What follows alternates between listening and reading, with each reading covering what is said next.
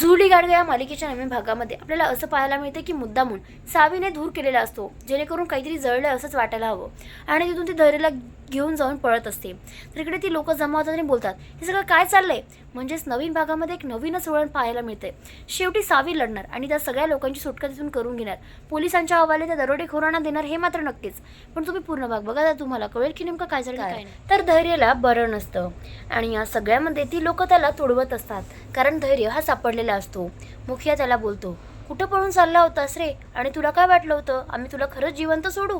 आणि असं म्हणून त्याला बदाबद त्याच्यावर मारहाण करत असतात आणि त्याला खूप त्रास देऊन देऊन मारत. त्याच्यामध्ये लाथा, कुणी त्याच्यामध्ये बुक्क्या आणि काय काय प्रकारे त्याला मारत असतात ना, हे पाहून त्याला खूप वाईट वाटत असतं आणि त्राससुद्धा होत असतो. ची अवस्था खूप वाईट झालेली असते, कारण त्याचे मारून मारून बेहाल झालेले असतात. इकडे तो बिचारा पुन्हा बेशुद्ध झालेला असतो. तर सावी आता विचार करते, आपल्याला काहीतरी प्लॅनिंग करावंच लागेल आणि इथून सुटावंच लागेल. आणि इकडे आता ती विचार करत असते तसंच घडणार असतं. कारण काय तर आता तिथे ते दोन मुलं तिच्यासोबत असतात आणि ती बोलते, यांच्यासोबत मिळून मला प्लॅनिंग करावंच लागेल. त्या लोकांना पहिले तर खूप राग येतो, मग राग येण्यासाठी मुलंच का बरं नाही? आणि त्या दोन मुलांना बोलते, इकडे या तुम्ही, आणि त्यांच्या कानामध्ये एक प्लॅन सांगते. त्या प्लॅनच्या अनुसार त्या दोघांनाही सोबत भांडण करायचं असतं आणि याचाच फायदा घेऊन सावी पळून जाणार असते. तर इकडे त्यांच्या आई पण तयार झालेल्या असतात. इकडे ते दोघेही मुलं खूप भांडण करत असतात.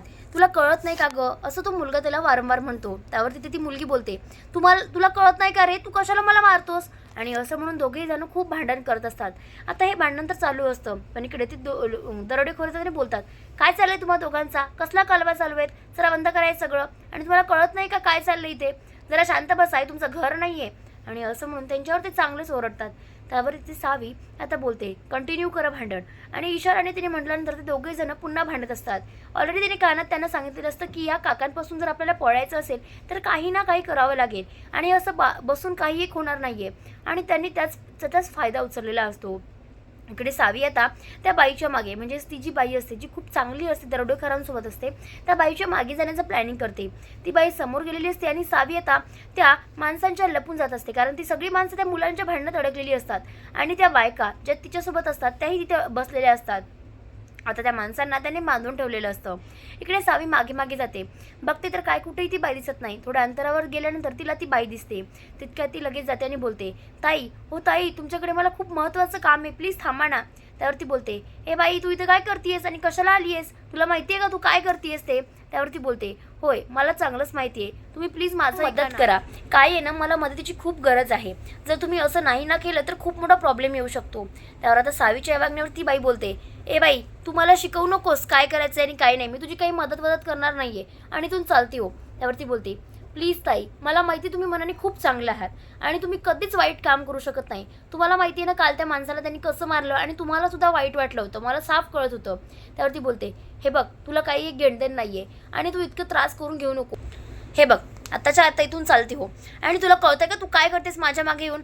त्यावरती बोलते, म्हणजे सावी त्यांना समजावत बोलते, ताई प्लीज, मी तुमच्यासमोर हात जोडते आणि माझा नवरा म्हणजे धैर्य कुठे येत नाही, मला दिसत नाहीये. त्यावरती बोलते, प्लीज तुम्ही मदत करा ना, तुमच्या मदतीशिवाय काही होणार नाहीये. त्यावर लगेच ती बाई बोलते, असं अशक्य आहे, चुपचाप तू जा इथून, नाहीतर तुला माझा चांगुलपणा दाखवेल. त्यावरती बोलते, ठीक आहे, मग मलाही बघायचं तुमचा वाईटपणा आणि चांगुलपणा किती आहे. मला माहिती आहे तुम्ही खूप चांगले आहात, या दरोडेखोरांसारखं नाहीये, तुम्हाला सुद्धा त्रास होतो, तुमचं मन आहे. त्यावरती बोलते, ए बाई, कशाला माझं डोकं खातीयेस? तितकं ती आता पिस्तूल काढते. त्यावरती सावी बोलते, मला माहिती आहे तुम्ही खूप चांगले आहात आणि तुमच्याकडून हे कधीच काम होऊ शकणार नाही, तुम्ही जरी प्रयत्न केला तरीही. आणि ताई, म्हणूनच सांगतेय, प्लीज माझं ऐका आणि एकदा तरी. त्यावर तिचं वागणं बघून लगेच ती बोलते, हे बघ बाई, तू इथून प्लीज जा. आणि आता ती रडायला लागलेली असते. ते पाहून सावी बोलते, काय झालं ताई, अचानक तुम्ही अशा का रडतायत? मला माहिती होतं तुम्ही खूप चांगले आहेत आणि म्हणून तुम्ही असं वागूच शकत नाही. आता असं म्हटल्यानंतर लगेच सावी बोलते, ताई, मला तुमच्या मनातलं सांगा आणि तुम्ही सुद्धा यामध्ये स्वतःहून नसेल आल्या हो, तुम्हाला सुद्धा जबरदस्ती आणलं गेलंय, ते सांगा, असं काय कारण होतं? त्यावर लगेचच ती बाई बोलते, माझ्या नवऱ्याशी माझं लग्न झालेलं होतं आणि या माणसांनी त्याला मारून टाकलं आणि आता म्हणे की लग्न करायचंय त्या मुखियाचं आणि म्हणून.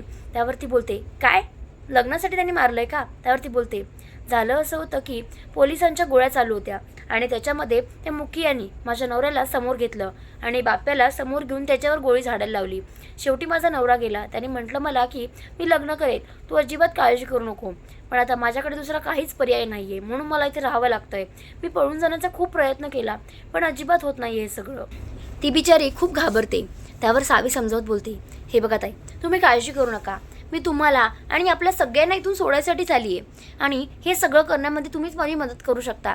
त्यावर ती बाई बोलते, खरंच? तितक्या ती बोलते, होय ना.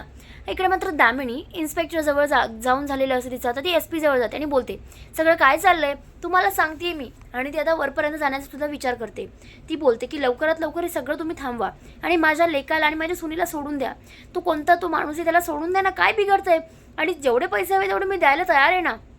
त्यावर इन्स्पेक्टर बोलतो, हे बघा मॅडम, सगळी गोष्टी पैशाने होत नाही, ते शेफारून जाईल दरोडेखोर.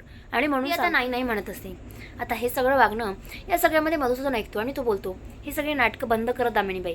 त्यावरती ती लगेच ती बोलते, प्लीज असं नका वागू. आणि तुम्हाला काय माहिती आहे, मला दोघांची खूप काळजी आहे. त्यावर लगेच तो बोलतो, हे सगळं तुम्ही फक्त तुमच्या लेकासाठी करताय आणि लेकासाठी करताय ना, म्हणून मला वाटतंय.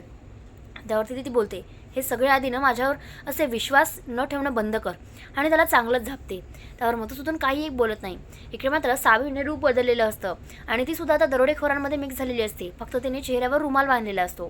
ती लोक बसून बसून पत्ते खेळत असतात. धैर्य इकडे बांधून ठेवलेला असतो त्याला आणि तो बिचारा बेशुद्ध असतो, अर्ध अवस्थेत असतो, म्हणजे अर्धमेल्या अवस्थेत. इकडे ते लोक बोलतात, चला आपल्याला पत्ते खेळायचे, पण ही माहीत आहे का कोण आहे? ही आहे बदामाची राणी. आणि इतकंच नाही, हिला ना या हिरोची हिरोईन पण म्हणतात. आणि असं मुद्दामून म्हणून ते चिडवण्याचा प्रयत्न करतात. आणि इकडे आता तो बोलतो की आता लवकरच हा मुलगा जाईल ढगात आणि मग ही राणी होणार माझी. त्यावर लगेचच तिथे आता धैर्याला खूप राग येत असतो. तो हे सगळं ऐकत असतो पण काहीच करू शकत नसतो. इकडे ती लोक बोलतात, आता लवकरच हा माणूस मेला की हा माझी बायको, ही माझी बायको, म्हणजे सावीसाठी मुद्दामून तसं वागत असतात. तिला छेडण्याचा पूर्णपणे प्रयत्न करतात. तितक्या तिथे आता सावी येते, म्हणजे ती खरं तर तोंडाला बांधून असते. त्यावर ती लोक बोलतात, घ्या मुखियाची लाडकी रेखा आली आणि घे दे बाई आम्हाला स्वयंपाक दे, भूक लागली आलंय. आणि असं म्हणून ते तिथे जेवण ठेवत असते. तर इकडे आता धैर्यासाठी ती जेवण घेऊन जाते. त्यावर ती लोक बोलतात, त्याच्यासाठी जेवण घेऊन जाऊ नको, तो मेलायलाच अवस्थेत आहे. त्यावरती बोलते, देऊन बघते ना थोडंसं. आणि बिचारी आता तिथून निघून जाते, म्हणजे तिथून निघून त्या धैर्यापर्यंत पोहोचते. धैर्य बोलतो, जोपर्यंत माझी सावी जेवणार नाही तोपर्यंत मी खाणार नाही. सावीचा आवाज येतो आणि सावी बोलते, धैर्य मीच आहे इथे.